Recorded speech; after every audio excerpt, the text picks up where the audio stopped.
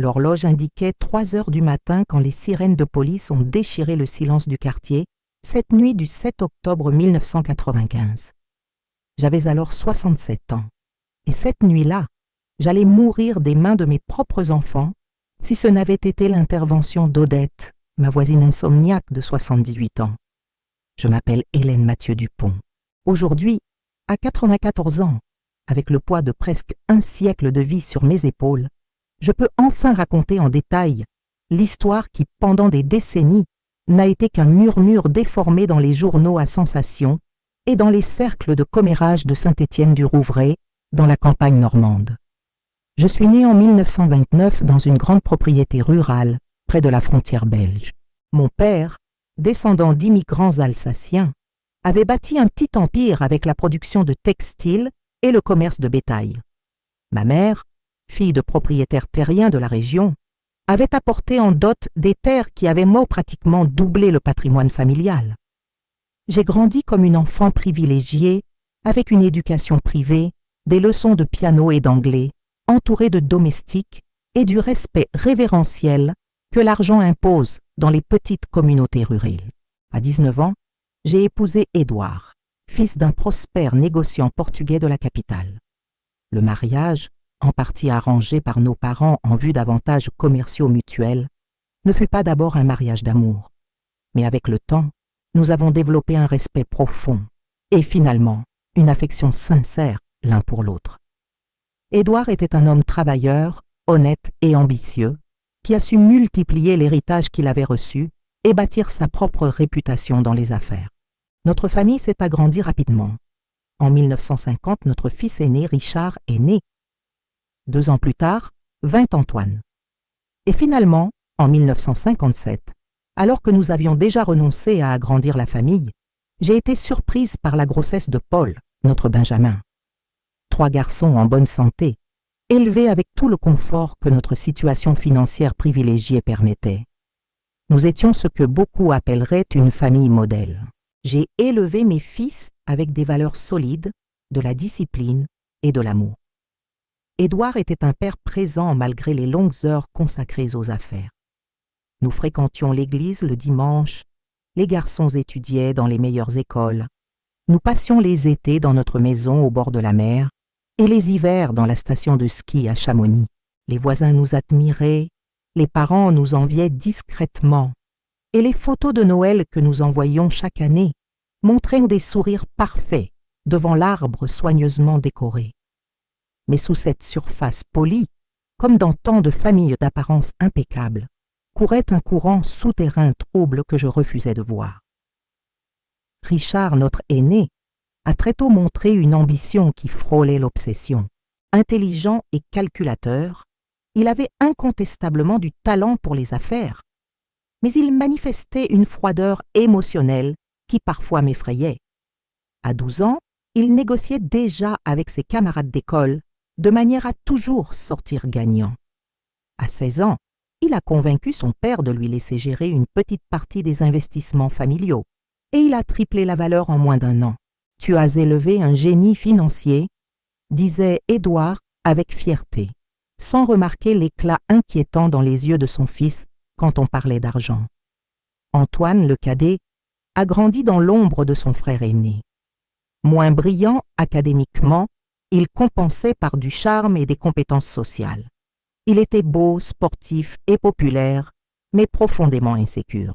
Il cherchait constamment l'approbation, principalement celle de son père, qui comparait discrètement mais régulièrement les 2 fils, toujours au détriment d'Antoine. Avec le temps, cette insécurité s'est développée en une colère silencieuse qui se manifestait par des épisodes d'agressivité, suivis de remords dramatiques et de promesses de changement.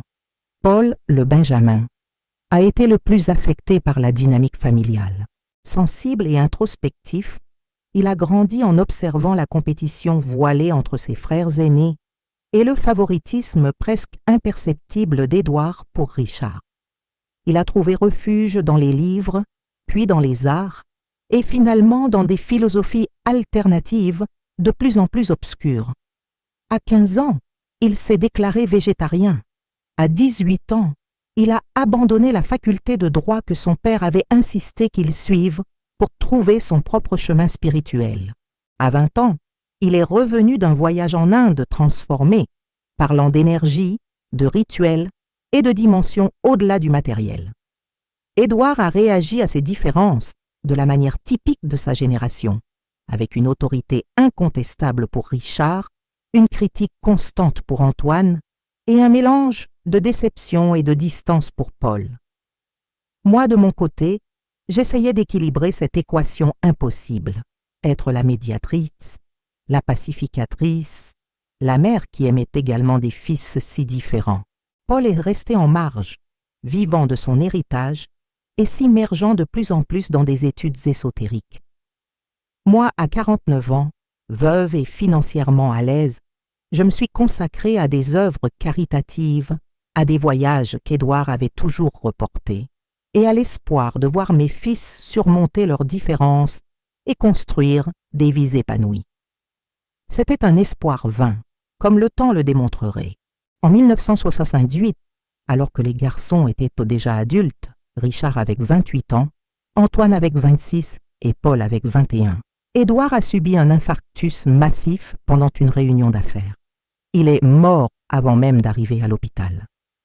Son testament, comme prévu, partageait le patrimoine en 4 parts égales, une pour moi, sa veuve, et une pour chacun des fils. La mort d'Édouard fut le premier séisme dans la structure de notre famille. Le second est venu avec la lecture d'un codicile au testament, une lettre personnelle où mon mari exprimait son souhait, non juridiquement contraignant, mais moralement significatif, que Richard assume la gestion générale des affaires de la famille. Je fais confiance à la capacité de Richard pour préserver et multiplier le patrimoine que nous avons construit, écrivait Édouard. Je crois qu'Antoine et Paul bénéficieront des conseils de leur frère aîné dans les affaires financières. Ces mots, lus à haute voix par l'avocat de la famille dans notre solennel bureau à domicile, ont semé la graine de la discorde qui, des années plus tard, fleurirait en un plan macabre. À l'époque, cependant, les garçons ont accepté avec une apparente résignation la volonté de leur père. Richard a pris la gestion des entreprises avec l'efficacité calculée qui le caractérisait. Antoine est entré dans l'équipe commerciale où son charisme naturel le rendait exceptionnellement performant. Les années suivantes ont été témoins de changements graduels mais significatifs dans la structure des affaires et dans la relation entre les frères. Richard, habile comme toujours, a commencé à concentrer de plus en plus de pouvoir entre ses mains. Des entreprises ont été restructurées, des participations ont été réorganisées et lentement, le contrôle effectif sur le patrimoine de la famille est passé des 4 parts égales prévues dans le testament à une configuration où Richard avait le dernier mot sur pratiquement tout. Antoine, initialement favorisé par ce nouvel arrangement grâce aux généreuses commissions qu'il recevait, a commencé à réaliser que son influence réelle était minime. Ses idées étaient poliment écoutées et systématiquement ignorées par Richard. Les tentatives d'obtenir plus d'autonomie dans son domaine étaient subtilement sabotées. Et quand il demandait l'accès à des informations financières détaillées sur l'entreprise ou sa propre participation, il recevait des rapports complexes et opaques qui éclaircissaient peu. Paul, quant à lui, s'est éloigné encore plus. Il a vendu sa participation dans plusieurs des entreprises familiales pour financer un centre d'études spirituelles à la campagne. Une retraite isolée où il recevait des disciples intéressés par ses théories de plus en plus excentriques sur les énergies cosmiques, les rituels de purification et la communication avec des entités d'autres plans. Ce qui avait commencé comme un petit groupe d'études a progressivement acquis les caractéristiques d'un culte centré sur la figure charismatique de mon fils cadet. J'observais ces développements avec une inquiétude croissante, mais je me disais toujours que c'était juste des phases, des ajustements normaux après la perte du patriarche. Quand Richard a insisté pour que je lui transfère aussi la gestion de ma part de l'héritage pour simplifier l'administration, j'ai consenti après quelques hésitations. Quand Antoine a commencé à montrer des signes d'alcoolisme, je l'ai attribué au stress du travail et aux pressions de son récent divorce. Quand Paul a commencé à parler d'ascension spirituelle et de libération du plan matériel, j'ai considéré que c'était simplement un autre développement de ses recherches philosophiques. J'étais aveugle à ce qui se passait réellement. Aveuglé par l'amour maternel, par le déni, peut-être par une réticence à voir à quel point mes fils s'étaient éloignés des valeurs que j'avais essayé de leur inculquer. En 1990, 15 ans après la mort d'Édouard, ma situation financière avait considérablement changé. Je vivais encore confortablement dans notre grande maison à Saint-Étienne-du-Rouvray, mais j'avais perdu le contrôle et même la compréhension claire d'une grande partie du patrimoine qui devrait être le mien. Richard gérait tout, me remettant une pension généreuse, mais clairement inadéquate, compte tenu de la valeur totale des biens. Quand j'ai questionné cela, on m'a gentiment rappelé que les affaires étaient difficiles en raison de la récession économique et de la situation du pays. C'est durant cette période que j'ai déménagé dans une maison plus petite, encore élégante, mais sensiblement moins précieuse que notre ancien manoir. Richard a expliqué que ce serait plus pratique pour une dame qui vivait seule et que la vente de la maison principale permettrait des investissements qui assureraient mon avenir. J'ai accepté, en partie parce que cela avait du sens, en partie parce que j'étais fatiguée d'habiter seule ces pièces pleines de souvenirs. Mes nouveaux voisins étaient, pour la plupart, des professionnels accomplis et des retraités de classe supérieure. Parmi eux se trouvait Odette Mercier, une veuve comme moi, ancienne professeure d'université, avec un doctorat en littérature comparée. Odette souffrait d'insomnie chronique, passant une grande partie des nuits à lire sur sa véranda, qui était adjacente à mon salon. Nous avons développé une amitié proche, basée sur des intérêts communs et des expériences similaires. Peu à peu, j'ai commencé à lui faire suffisamment confiance pour partager certaines de mes préoccupations sur les chemins que mes fils prenaient. Richard devient de plus en plus contrôlant, ai-je confessé lors d'un thé de l'après-midi. La semaine dernière, quand j'ai demandé un relevé complet de mes comptes, il m'a dit que je n'avais pas besoin de me préoccuper de ces détails à mon âge. Odette, avec la perspicacité de quelqu'un qui a passé sa vie à analyser des textes et des sous-textes, a immédiatement levé un sourcil. « Et vous avez accepté cela ? Hélène, vous avez 63 ans, pas 93. Votre fils n'a pas le droit de vous traiter comme une enfant incapable. » Cette conversation a planté une graine d'inquiétude en moi. Dans les semaines suivantes, j'ai commencé à prêter plus d'attention au schéma de comportement de mes fils. Richard, qui me rendait rarement visite auparavant, a commencé à apparaître hebdomadairement, toujours avec un document à signer pour moi, une simple formalité maman, que je signais par confiance et commodité, sans lire attentivement. Antoine, maintenant clairement alcoolique et avec des difficultés financières après son second divorce, a commencé à solliciter des prêts fréquents que Richard gérait et déduisait de ma pension. Les rares fois où les deux frères se rencontraient en ma présence, la tension était palpable. Paul, que je voyais moins d'une fois par an, est étonnamment apparu pour une visite en août 1995. Il était visiblement plus mince, avec un éclat fiévreux dans les yeux, parlant rapidement d'une révolution spirituelle imminente et de la façon dont sa communauté se préparait à transiter vers le prochain niveau de conscience. Durant cette visite, Paul a fait quelque chose d'inhabituel. Il m'a demandé de visiter sa retraite spirituelle. « Maman doit connaître mon travail », a-t-il insisté. « Nous entrons dans une période décisive et il serait important que maman soit présente pour un rituel spécial que nous préparons. » Sur le moment, j'ai interprété l'invitation comme une ouverture, une tentative de reconnexion de la part du fils qui s'était tant éloigné de la famille. J'ai accepté, promettant de visiter son centre dans les semaines à venir. La réaction de Richard quand j'ai mentionné l'invitation fut étonnamment négative. « Maman, s'il te plaît, ne va pas dans cet endroit. Paul est complètement déconnecté de la réalité. Ce n'est pas un centre spirituel, c'est une secte. Il est devenu une personne dangereuse. »« Tu exagères, ai-je répondu. Paul a toujours été différent, plus sensible, plus spirituel. Cela ne fait pas de lui quelqu'un de dangereux. Tu ne sais pas la moitié de ce qui se passe dans cet endroit, a insisté Richard. Il y a des rumeurs de rituels étranges, d'usage de substances hallucinogènes. Certains de ses disciples ont abandonné leur famille, ont tout donné au maître Paul. Ces accusations me semblaient absurdes, exagérées par l'antipathie mutuelle que mes fils avaient développée au fil des ans. Néanmoins, l'intensité de la réaction de Richard m'a laissé inquiète. Quelques jours plus tard, j'ai reçu une visite conjointe de Richard et Antoine. Quelque chose de si inhabituel que cela m'a immédiatement mise en alerte. Ils se sont assis formellement dans le salon, comme des cadres en réunion d'affaires. « Maman » a commencé Richard. « Nous sommes préoccupés pour toi, ta santé, ta sécurité, ton bien-être financier. »« Je vais parfaitement bien, » ai-je répondu, confuse. Mon dernier bilan de santé était excellent. Et financièrement, eh bien, tu gères tout toi-même, Richard. S'il y avait un problème, tu le saurais avant moi. Ce n'est pas tout à fait ça, est intervenu Antoine étonnamment sobre.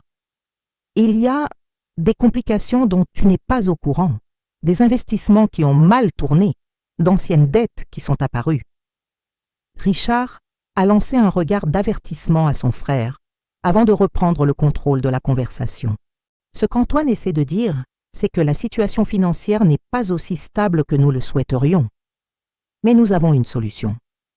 La solution, ont-ils expliqué, impliquait la vente de la maison où je vivais et mon déménagement vers une résidence exclusive pour personnes âgées à Paris. La valeur de la vente serait investie pour garantir des revenus stables et j'aurais tout le confort et une assistance médicale permanente. Mais je n'ai pas besoin d'assistance médicale permanente, ai-je protesté. Et j'aime ma maison, mes voisins. Pourquoi devrais-je déménager? C'est préventif, maman, a insisté Richard. Tu vas très bien maintenant, mais personne ne sait comment tu seras dans 1 an ou 2. Mieux vaut faire cette transition pendant que tu es en forme et que tu peux t'adapter facilement. Il y avait quelque chose dans leur façon de parler. Un sous-texte, une urgence mal dissimulée qui a déclenché mes alarmes internes. J'ai demandé du temps pour réfléchir, une requête qui les a visiblement mécontentés, mais qu'ils ne pouvaient pas refuser ouvertement. Le lendemain matin, j'ai cherché Odette et lui ai rapporté la conversation. Mon amie a écouté attentivement, posant des questions occasionnelles, son visage académique se plissant de concentration. « Hélène, a-t-elle finalement dit, je pense que tu dois découvrir exactement quelle est ta situation financière réelle avant de prendre une décision. Pas à travers tes fils, mais directement. » Suivant son conseil, j'ai pris rendez-vous à la banque où nous avions des comptes depuis des décennies. Là, j'ai découvert que mon nom avait été retiré comme titulaire de plusieurs comptes et investissements, ne restant que comme bénéficiaire en cas de décès de Richard. Le directeur, visiblement mal à l'aise, m'a montré des documents portant ma signature, autorisant ces changements, signature que j'ai vaguement reconnue sur des papiers que j'avais signés à la hâte au fil des ans. J'ai confronté Richard cet après-midi même, exigeant des explications. Sa réaction initiale fut la surprise, rapidement suivie d'un calme contrôlé, que je reconnais maintenant comme manipulateur. « Maman, c'était tout pour protéger ton patrimoine. Question fiscale, successorale. Tu as signé parce que tu me faisais confiance, et je ne trahirai jamais cette confiance. Tout ce que j'ai fait était pour le bien de la famille. » « Le bien de la famille ou ton propre bien, Richard ?» ai-je répliqué avec une froideur qui l'a surpris.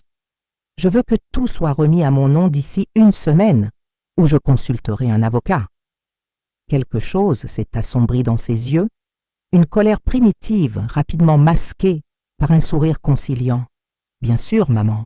Si c'est ce que tu souhaites, je m'en occuperai immédiatement. » Dans les jours qui ont suivi, j'ai reçu des visites séparées de chacun de mes fils. Antoine, visiblement nerveux et ayant besoin d'un verre qu'il a refusé quand je l'ai offert, a insisté sur le fait que je devrais faire confiance à Richard, que son frère savait ce qu'il faisait et que cette méfiance soudaine était en train de détruire la famille. Paul, étonnamment, est apparu le jour suivant. Il n'a pas mentionné le centre spirituel ni la visite prévue. Au lieu de cela, il a longuement parlé de transition, de libération et de comment je semblais attachée à des préoccupations matérielles. Maman devrait se concentrer sur la préparation spirituelle, a-t-il dit, ses yeux inquiétants fixés sur les miens. Les biens matériels sont transitoires. Ils créent seulement des liens qui nous empêchent d'évoluer vers le niveau suivant. Si vous suivez cette histoire jusqu'à présent, laissez votre like et dites dans les commentaires de quelle ville vous regardez. Votre interaction aide ce récit à atteindre plus de personnes qui pourraient faire face à des situations similaires, même si elles ne perçoivent pas les signes de danger. Ce fut une semaine de tension croissante. Richard n'a plus mentionné le transfert des biens à mon nom, détournant la conversation chaque fois que j'essayais d'y revenir. Antoine téléphonait quotidiennement, alternant entre des appels émotionnels pour que je ne divise pas la famille et des récriminations voilées que je ne leur avais jamais fait confiance. Paul avait de nouveau disparu dans sa retraite, laissant seulement une invitation formelle à un rituel de transcendance qui aurait lieu bientôt. Le vendredi de cette semaine-là, j'ai reçu un appel téléphonique inattendu. C'était le docteur Martin, mon médecin de longue date, disant que Richard avait demandé une évaluation de ma capacité cognitive. Votre fils a exprimé des inquiétudes concernant de possibles signes de démence naissante, a expliqué le médecin, clairement mal à l'aise. Il a mentionné des épisodes de paranoïa, de méfiance injustifiée, d'accusations sans fondement. J'étais stupéfaite. Richard essayait de me faire déclarer mentalement incapable pour maintenir le contrôle sur mes biens. La stratégie était aussi transparente que cruelle. « Docteur Martin ?» ai-je répondu avec un calme que je ne ressentais pas. « Je n'ai aucun symptôme de démence et vous le savez d'après mon dernier examen il y a 3 mois. Ce qui se passe est une tentative de manipulation de la part de mon fils après que j'ai questionné la disparition d'une partie significative de mon patrimoine. Le médecin qui me connaissait depuis plus de 2 décennies a semblé soulagé par ma lucidité. Nous avons convenu d'une consultation formelle pour le lundi suivant qui apaiserait les inquiétudes de mon fils. Ce soir-là, j'ai rapporté les derniers événements à Odette pendant un dîner chez elle. Mon amie a tout écouté avec une alarme croissante. « Hélène, cela devient dangereux », m'a-t-elle avertie. « Richard n'essaie pas seulement de contrôler ton argent, il essaie de contrôler ta vie, ton autonomie. Et la synchronisation de ces visites des 3 fils, cela semble coordonné, comme s'ils travaillaient ensemble. Ils se parlent à peine, ai-je argumenté, encore réticente à croire le pire de mes propres enfants. Richard et Paul ne peuvent pas rester dans la même pièce pendant 10 minutes sans se disputer, et Antoine essaie toujours de plaire aux deux et échoue. Des intérêts partagés peuvent unir même les adversaires les plus acharnés, a observé Odette, ses yeux d'universitaire analysant la situation avec une objectivité qui me manquait. Qu'est-ce que chacun d'eux a à gagner si tu es déclaré incapable? Ou, pire, la question a plané entre nous, lourde et troublante. Je n'ai pas pu répondre. Je ne voulais pas répondre. Le samedi, Richard est apparu de façon inattendue chez moi avec de bonnes nouvelles. Il avait tout résolu avec la banque. Les documents étaient en préparation et pour célébrer, les 3 frères avaient organisé un dîner spécial pour le lendemain, dimanche 7 octobre. « Chez toi, maman », a-t-il expliqué avec un enthousiasme qui sonnait répété. « Ce sera un nouveau départ pour notre famille. Paul viendra spécialement de la communauté pour cela. Il a même suggéré que nous fassions un petit rituel d'harmonisation familiale. Quelque chose de simple, juste nous 4. La mention d'un rituel a fait chuter mon estomac. Je me suis souvenu des paroles de Paul sur la transition et la libération, de l'intérêt soudain de Richard à me transférer dans une résidence sécurisée, de l'insistance d'Antoine pour que je fasse aveuglément confiance. « Ça semble merveilleux », ai-je répondu, feignant l'enthousiasme. « À quelle heure viendrez-vous » ? « Vers 8 heures, a dit Richard, semblant sincèrement soulagé par mon acceptation. « Nous apporterons tout, nourriture, boissons, même un petit cadeau spécial pour l'occasion. Dès qu'il est parti, j'ai appelé Odette. Quand j'ai terminé de rapporter la conversation, il y a eu un long silence sur la ligne. « Ne va pas à ce dîner, Hélène », a-t-elle finalement dit, sa voix grave. « Ou plutôt, ne sois pas chez toi demain soir. Viens rester avec moi. Penses-tu vraiment que mes propres enfants projettent de me faire du mal ?» ai-je demandé, la voix tremblante à cette possibilité que je refusais d'envisager. « Je ne sais pas exactement ce qu'ils projettent », a-t-elle répondu soigneusement. « Mais il y a beaucoup de signes inquiétants, et je préfère être paranoïaque que d'avoir à regretter plus tard. S'il te plaît, Hélène, par précaution. » J'ai accepté de passer la nuit chez elle, mais quelque chose en moi avait besoin de savoir. J'avais besoin de confirmer que mes craintes étaient infondées, que j'interprétais mal les actions de mes fils, qu'ils n'avaient pas conspiré pour me nuire. Le dimanche, j'ai préparé la maison comme si j'allais réellement recevoir mes fils pour dîner. J'ai dressé la table de la salle à manger avec la meilleure vaisselle, j'ai mis des fleurs fraîches au centre, j'ai même préparé quelques amuse-bouches. Vers 7 heures du soir, je suis discrètement sortie par l'arrière et suis entrée chez Odette par la porte latérale qui reliait nos jardins. Du bureau d'Odette au premier étage, nous avions une vue claire de l'entrée de ma maison et une vue partielle du salon à travers les fenêtres. À 8h15, une voiture s'est garée et mes 3 fils en sont descendus. Richard portait un porte-documents et une bouteille qui semblait être du champagne. Antoine tenait ce que j'ai reconnu comme mon gâteau préféré, d'une pâtisserie traditionnelle de la ville. Paul portait un petit sac en cuir que je n'avais jamais vu auparavant. Par la fenêtre ouverte, nous avons entendu la sonnette retentir à plusieurs reprises. Après quelques minutes sans réponse, Richard a utilisé sa propre clé pour entrer. Les 3 ont disparu dans la maison. « Nous devrions appeler la police maintenant », a chuchoté Odette. « Et dire quoi? Que mes fils sont entrés dans ma maison avec un gâteau et du champagne ?» ai-je répliqué. « Observons un peu plus. » Pendant ce qui semblait des heures, mais qui était probablement environ 40 minutes, il n'y eut aucune activité visible. Puis, des lumières se sont allumées dans mon salon, dont la fenêtre était partiellement visible depuis le bureau d'Odette. Des silhouettes bougeaient à l'intérieur. L'un de mes fils a fermé les rideaux, mais pas complètement, laissant une fente par laquelle il était encore possible de voir des fragments de ce qui se passait. C'est alors qu'Odette a eu l'idée d'utiliser son équipement d'enregistrement. En tant que professeure de littérature, elle enregistrait souvent des lectures et des analyses de textes pour ses étudiants, même après sa retraite. Son microphone directionnel de haute sensibilité, normalement utilisé pour capter clairement sa propre voix, pourrait potentiellement capter des sons venant de mon salon, étant donné la proximité des maisons et le silence de la nuit. Ce que nous avons entendu dans les 20 minutes suivantes m'a glacé le sang et détruit à jamais toute illusion que je pouvais encore avoir sur la nature de mes fils. Richard, sur un ton de réunion d'affaires. Doit paraître naturel, un AVC ou une crise cardiaque. Antoine, visiblement agité. Je ne sais pas si je peux faire ça. Et si ça ne marche pas? Et si elle souffre? Paul, avec un calme troublant. Le rituel va fonctionner. Le mélange va d'abord l'induire dans un état de transe. Elle ne sentira pas de douleur, juste une libération. Des fragments de phrases qui, ensemble, formaient une terrible mosaïque.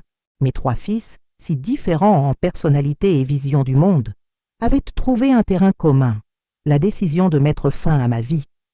Richard pour le contrôle financier, Antoine probablement pour la promesse de libération de dettes, Paul par la conviction déformée qu'il m'offrait une sorte de libération spirituelle. Odette n'a pas hésité.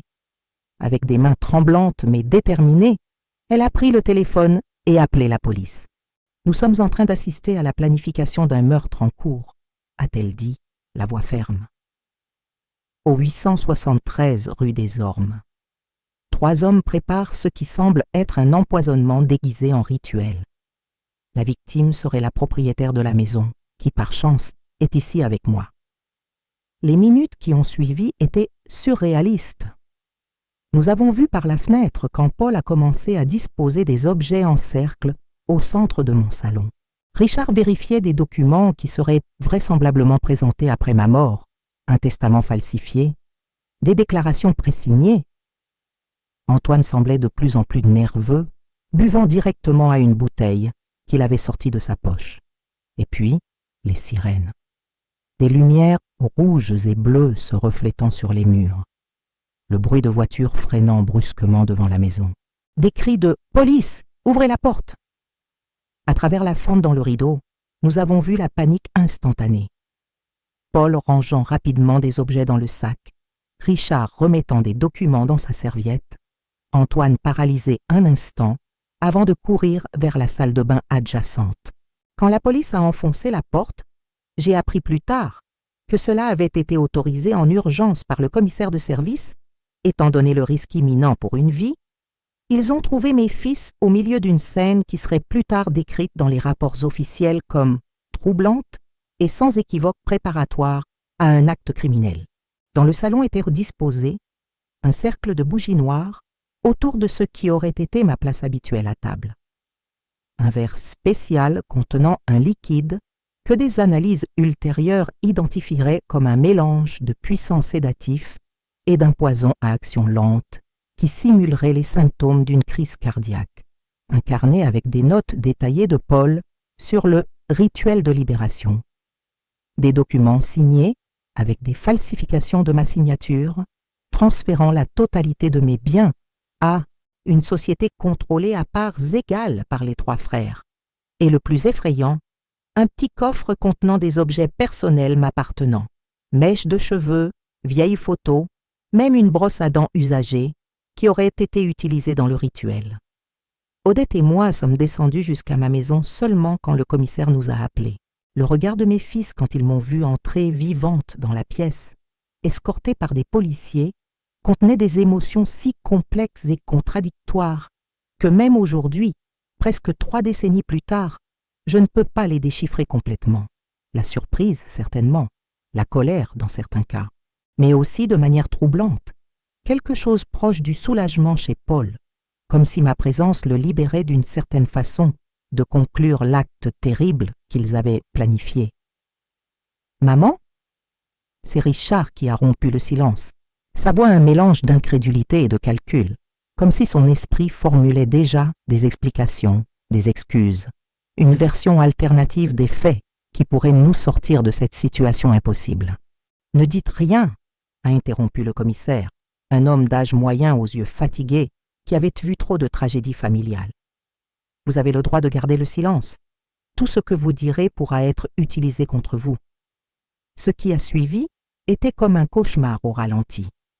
Mes 3 fils menottés et conduits hors de la maison, chacun dans une voiture de police différente.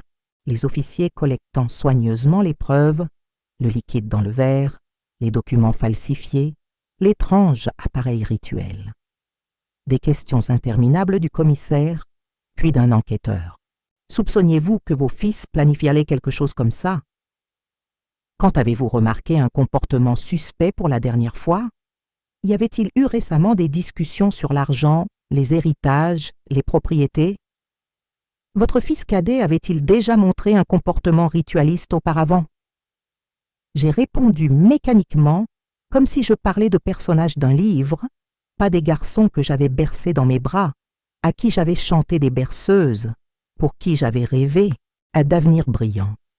À un moment donné, Odette m'a apporté un thé chaud et a placé une couverture sur mes épaules. Je tremblais incontrôlablement, malgré la chaleur de la nuit. Il était plus de 3 heures du matin quand les policiers ont finalement terminé leur travail préliminaire sur la scène. Le commissaire s'est approché de moi avec une expression mêlant compassion professionnelle et préoccupation humaine sincère. « Madame Mathieu Dupont, vous ne pouvez pas rester ici cette nuit. Cette maison est maintenant une scène de crime. Elle restera avec moi, » est intervenue Odette avec fermeté. Elle était déjà chez moi quand tout est arrivé. J'ai une chambre d'amis préparée.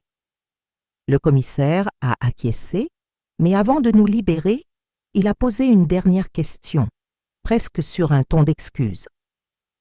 En plus de 20 ans de carrière, Je n'ai jamais vu des enfants planifier quelque chose comme ça contre leur propre mère. Avez-vous une idée de pourquoi ils feraient cela? J'ai regardé le salon que, quelques heures plus tôt, j'avais arrangé pour recevoir ma famille. La fine vaisselle maintenant mise en sac comme preuve, les fleurs se fanant dans la chaleur intensifiée par tant de personnes et de lumière, les objets macabres disposés en cercle là où il n'aurait dû y avoir qu'un repas partagé.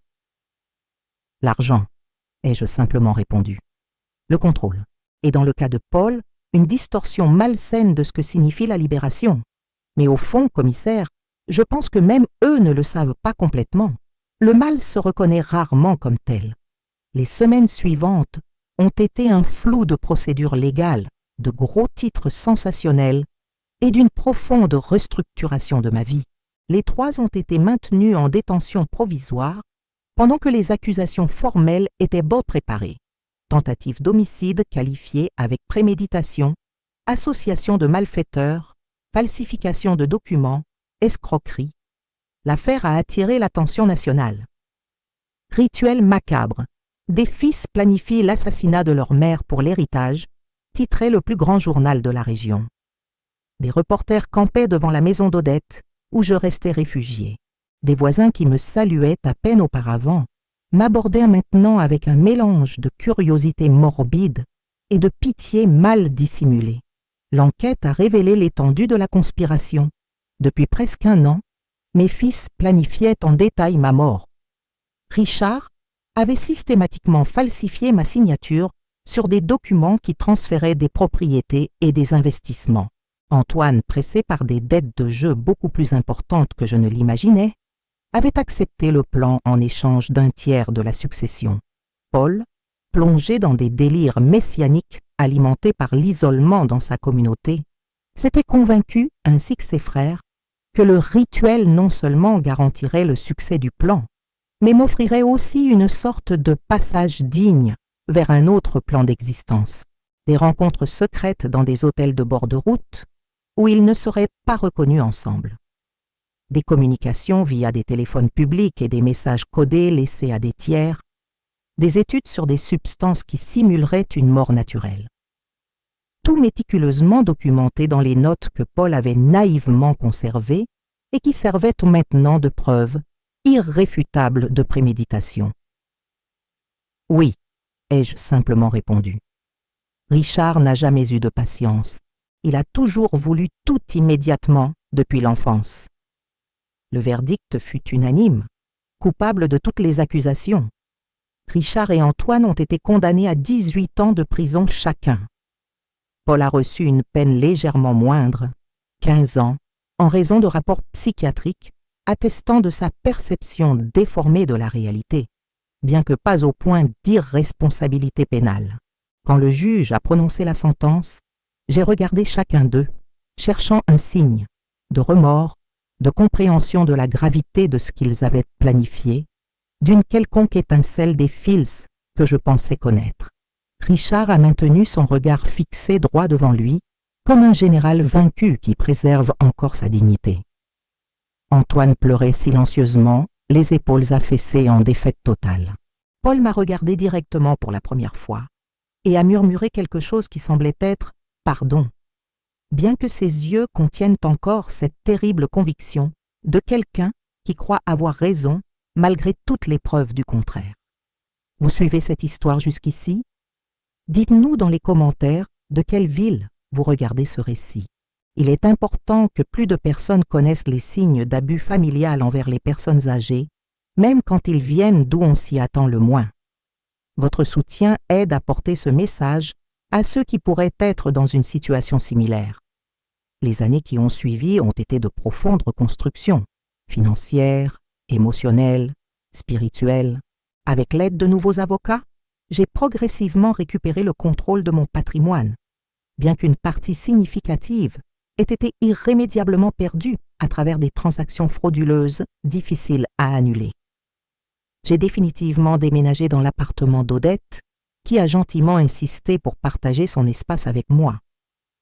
À ce stade de la vie, a-t-elle argumenté, la compagnie vaut plus que l'intimité. Notre amitié a évolué vers quelque chose de plus profond, un partenariat basé sur une confiance absolue, un respect mutuel et la compréhension unique qui naît d'avoir affronté ensemble une expérience aussi extraordinaire. Pendant les 2 premières années, je n'ai visité aucun de mes fils en prison. Les blessures étaient trop vives, les souvenirs trop présents. J'ai reçu des lettres, principalement d'Antoine, quelques-unes de Paul, aucune de Richard. Je les ai toutes lues, mais n'ai pas répondu. Je ne savais pas quoi dire au fils qui avait pleuré dans mes bras pendant les orages et qui avait ensuite accepté de m'empoisonner. Je n'avais pas de mots pour le garçon sensible qui avait grandi pour croire que me libérer par la mort était un acte d'amour déformé. Ce n'est qu'à la 3e année que j'ai finalement accepté de rendre visite à Antoine, poussé en partie par les rapports selon lesquels il était entré dans une profonde dépression et avait tenté de se suicider en prison. Nous nous sommes rencontrés dans la salle des visites, séparés par une table en formica usée. Il avait vieilli de décennies en quelques années, les yeux creusés et sans éclat, les mains tremblant légèrement même en l'absence d'alcool. « Maman » dit-il, la voix presque méconnaissable tant elle était rauque et basse. « Je ne sais même pas par où commencer. »« Moi non plus » ai-je répondu honnêtement. « Peut-être par le début. » « Que vous est-il arrivé, Antoine? À quel moment mes fils ont-ils décidé que je valais plus morte que vivante ?» La conversation qui suivit fut douloureuse, cathartique et révélatrice. Antoine a parlé de dettes de jeu astronomiques qu'il avait mises à la merci des usuriers, de comment Richard avait offert une solution qui bénéficierait à tous. Antoine libéré des dettes, Richard avec le contrôle total des affaires, Paul avec un financement garanti pour son centre spirituel. Au début, il s'agissait juste de manipuler des documents, de te faire transférer certaines choses, a-t-il expliqué, les yeux fixés sur la table. Puis c'est devenu cette idée de te déclarer incapable. Et ensuite, sa voix s'est brisée, les larmes venant finalement en torrent. Paul a commencé avec ses histoires de rituels, de passages sans douleur. Richard a calculé combien il en coûterait de te garder dans une clinique pendant des années indéfinies versus l'alternative. Et moi, j'étais trop désespérée pour dire non. « Tu aurais pu venir me voir, ai-je dit, surprise par le calme dans ma propre voix. Tu aurais pu demander de l'aide directement. J'aurais fait n'importe quoi pour toi. »« Je sais, » sanglota-t-il. Mais la honte, l'orgueil, j'ai préféré conspirer pour tuer ma propre mère plutôt que d'admettre que j'avais ruiné ma vie avec les paris. Je suis sortie de cette rencontre avec un mélange d'émotions contradictoires, une ombre de compassion pour le fils brisé devant moi, mais aussi la certitude que certaines trahisons sont trop grandes pour permettre un véritable pardon. Des mois plus tard, j'ai rendu visite à Paul. Notre conversation fut significativement différente. Il parlait comme quelqu'un qui habitait partiellement un autre monde, alternant entre des moments de lucidité douloureuse et des divagations sur les énergies cosmiques et la purification spirituelle. « Je croyais vraiment que je t'aidais » a-t-il insisté, ses yeux maintenant médicamentés plus calmes, mais gardant encore cet éclat troublant. « Je te voyais attaché aux préoccupations matérielles, à la souffrance physique qui viendrait avec l'âge. Je voulais offrir la libération. La libération par la mort, Paul, c'est un meurtre, pas une libération. Maintenant je le vois, a-t-il admis, baissant les yeux. Les médicaments, la thérapie, m'aident à séparer la réalité de l'illusion. Mais à l'époque, cela semblait si clair, si juste. Richard fut le dernier que j'ai visité, presque 5 ans après l'incarcération. Contrairement à ses frères, il avait prospéré d'une certaine façon dans l'environnement carcéral. Il était devenu conseiller financier d'autres détenus, avait gagné le respect de l'administration par son organisation et sa discipline, avait même commencé à donner des cours de mathématiques financières dans le programme éducatif de la prison. Notre rencontre fut froide, presque formelle, comme une réunion d'affaires. Il n'y eut pas de larmes, ni de grandes confessions émotionnelles. « J'ai commis une erreur de calcul, dit-il, comme s'il discutait d'une transaction commerciale échouée. J'ai sous-estimé ta résilience et surestimé ma propre intelligence. Une erreur de calcul? Ai-je répété incrédule. Tu as planifié mon assassinat, Richard. Tu as falsifié ma signature, volé mon argent et organisé un plan pour m'empoisonner.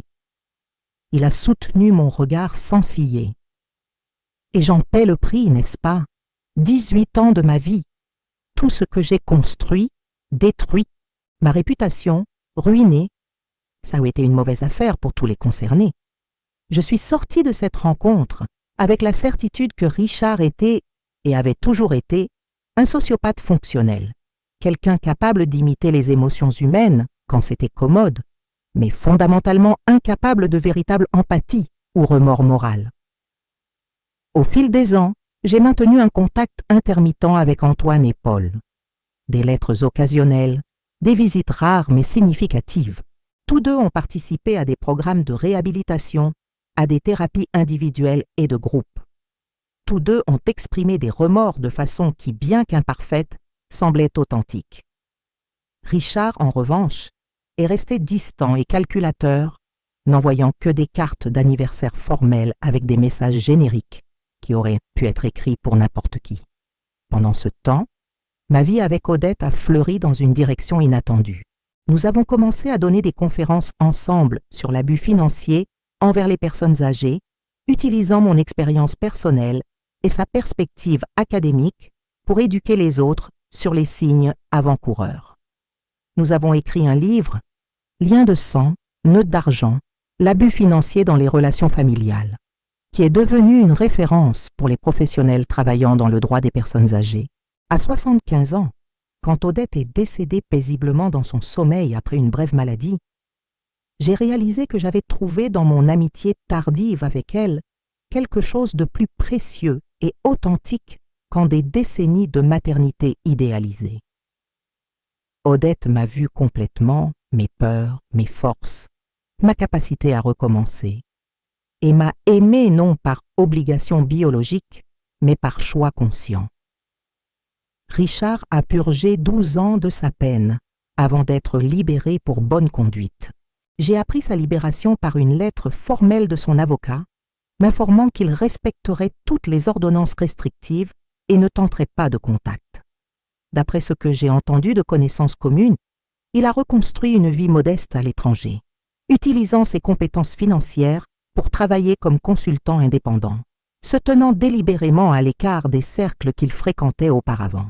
Antoine a été libéré après 10 ans, ayant reçu des réductions supplémentaires de peine pour travail et études en prison. Notre relation après sa sortie a été prudente, marquée par des limites claires de ma part et une humilité persistante de la sienne. Il n'a plus jamais bu, a fréquenté religieusement les réunions des joueurs anonymes et a finalement épousé pour la 3e fois une thérapeute qu'il avait rencontrée durant son processus de rétablissement. Aujourd'hui, il mène une vie simple comme professeur de mathématiques dans un lycée public de Tours et nous nous parlons au téléphone quelques fois par an. Paul fut le dernier à sortir après avoir purgé presque toute sa peine. Sa transition de retour à la société fut la plus difficile. Des années de médication pour contrôler ses délires avaient laissé des séquelles, mouvements involontaires, difficultés de concentration, périodes d'apathie profonde. Il vit aujourd'hui dans une résidence assistée pour personnes souffrant de troubles psychiatriques où il entretient un petit jardin et donne des cours de méditation aux autres résidents. Je lui rends visite 2 fois par an, conversation toujours étrange mais ponctuée de moments de connexion humaine authentique. Parfois, je me demande si j'ai échoué en tant que mère, s'il y avait des signes que je n'ai pas vus, des moments cruciaux où j'ai pris de mauvaises décisions, des valeurs que je n'ai pas réussi à transmettre adéquatement. Mais avec le temps, j'ai appris que certaines questions n'ont pas de réponse satisfaisante, que les êtres humains sont trop complexes pour des explications simples de cause à effet, et que même l'amour le plus dévoué ne garantit pas les résultats que nous espérons. Aujourd'hui, à 94 ans, je vis seule dans un petit appartement adapté à mes besoins. Je reçois une aide quotidienne pour les tâches les plus lourdes, mais je maintiens mon indépendance dans les décisions grandes et petites de la vie. Mon patrimoine est soigneusement protégé par un système d'administration fiduciaire qui garantit à la fois ma sécurité actuelle et l'impossibilité de manipulation future.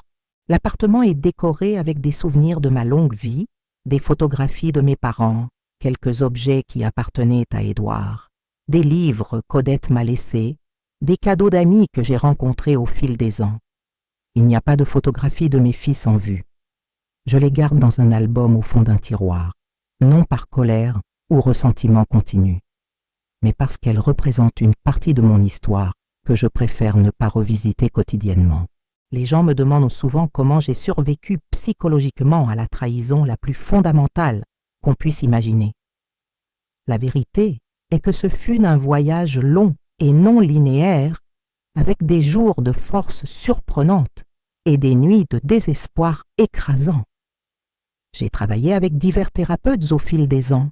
J'ai expérimenté des groupes de soutien, des méthodes de guérison alternatives, des pratiques spirituelles. Ce que j'ai découvert, c'est que le pardon, contrairement à ce que beaucoup prêchent, n'est ni une obligation morale, ni un état final à atteindre. C'est un processus continu, un choix quotidien de ne pas permettre que le poison de la haine consume ce qui reste de vie. Je n'ai pas pardonné à mes fils au sens traditionnel. Je n'ai pas absous leurs actions, ni rétabli la confiance brisée.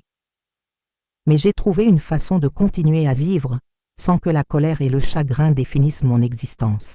J'ai aussi découvert que les relations choisies, des amitiés profondes comme celles que j'ai eues avec Odette, des connexions significatives avec des personnes qui viennent à mes conférences, même l'affection occasionnelle de l'aide-soignante qui m'assiste 3 fois par semaine, peuvent être aussi, voire plus nourrissantes que celles déterminées par le sang.